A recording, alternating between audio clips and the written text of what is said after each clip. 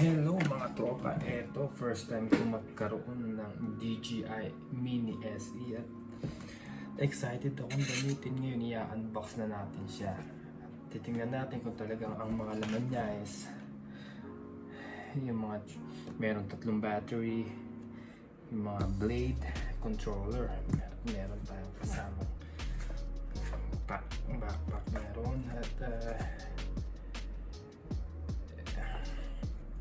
ito yung compatible sa Android at Apple. Sige, tara buksan na natin. Pagkatapos na ito, test flight natin.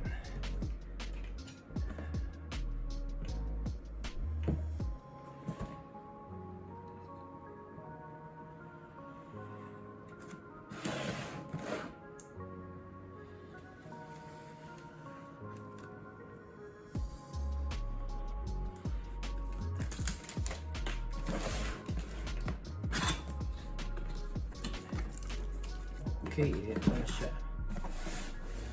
Yung sinasabi ko. Natin. Excited ako magkaroon na ito dahil gagamitin ko to sa mga videos na music na ginagawa ko. So, ito yung magiging gagamitin kong background niya habang nagsushoot. Kuha ako. So, siguro ito muna tayo. At ano to? Let's see.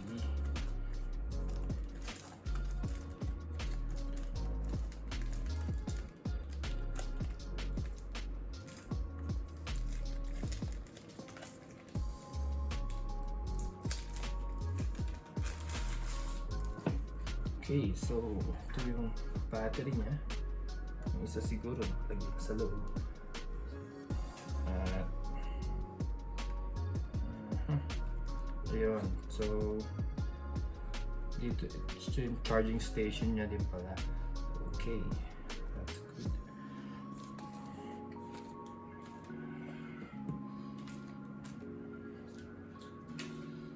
Next is what is this? So, okay, ito yung mga blade. Nice. So, this is isang set. So, yan, dalawang set siya. It's not bad para sa beginner. No way, meron pa. So, yan pa siya. So, now it's 4A12. Then I don't know what it's this, but it looks like some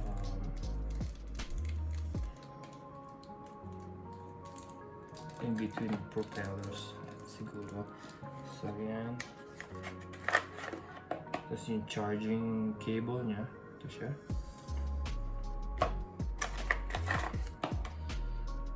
So yan, this Phillips screw, another charging cable. Another USB. It's a connection to PC.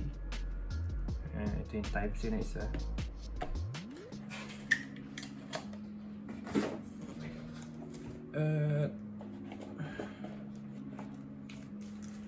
Of course, yung controller.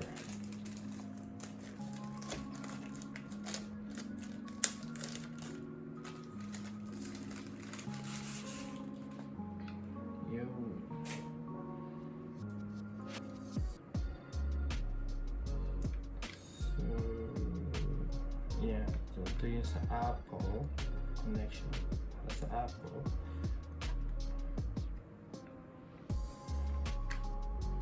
Ayan. So yung makikita mo, ito yung pang Apple. At ito yung iba is for Android. At meron ding Type-C. So yan siya.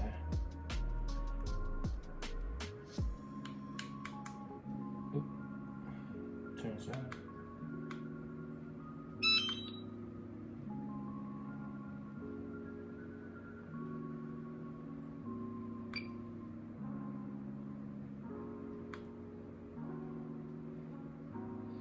So ito pala yung nakita natin kanina na meron siyang extra. I don't know what's that.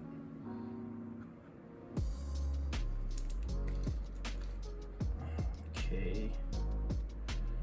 So dito yung pang record. Ito yung pang camera.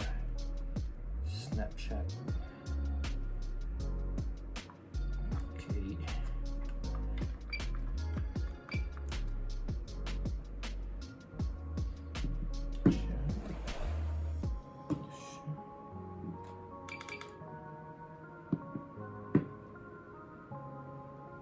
But of course, yung ating Mini SE drone. Ayan. Nakikita niyo siya.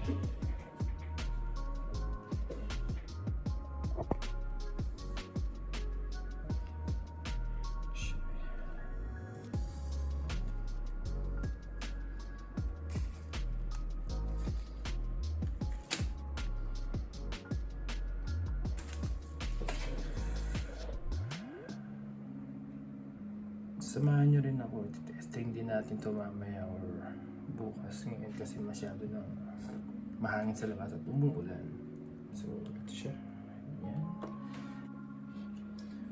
Ito ulit tayo. Ngayon, papakita natin sa inyo kung paano i-recharge yung controller and the rest of the battery.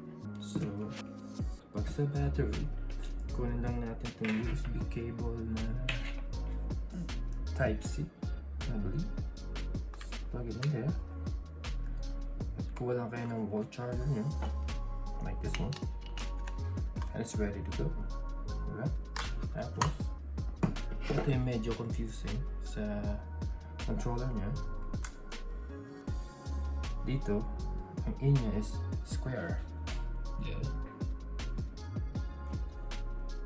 And, at ito yung binigay nilang cable. Medyo magkaiba, di ba? So, pero ito pala ibig sabihin nun. Ayan. Ay, pwede pala siya dyan. So, lagyan mo na siya. Ayan. Tapos kuha ka ulit ng wall charger. And then you can charge it.